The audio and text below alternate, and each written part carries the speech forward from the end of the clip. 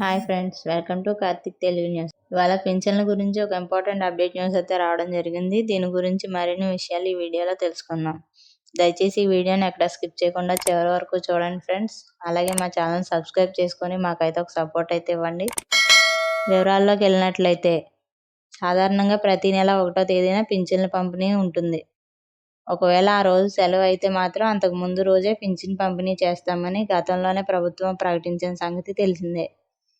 దీంతో డిసెంబర్ 1వ తేదీ ఆదివారం సెలవు కావడంతో పింఛన్ డబ్బుల్ని ఒక రోజు ముందుగానే పంపిణీ చేస్తామని ప్రభుత్వం ఆదేశించింది. అంటే నవంబర్ 30వ తేదీన పింఛన్ పంపిణీ కార్యక్రమం చేపట్టనున్నారు. పింఛన్ తీసుకునే లబ్ధిదారులు ఈ విషయాన్ని గమనించాలని అధికారులు సూచించారు.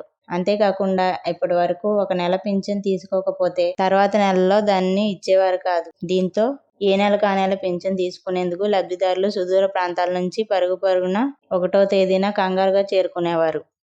ఇకపై ఆ బెంగ కూడా లేదు.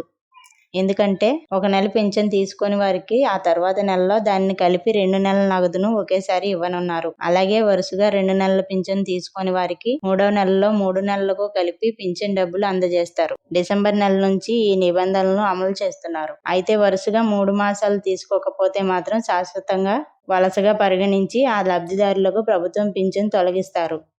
ఆ తర్వాత వచ్చిన రోల్ బ్యాక్ ద్వారా మళ్ళీ మంజూరు అవుతుంది. అయితే 3 నెలల బకాయిలు మాత్రం ఇవ్వరు. థ్యాంక్ యూ ఫ్రెండ్స్, ఇది update news. Thanks for watching this video.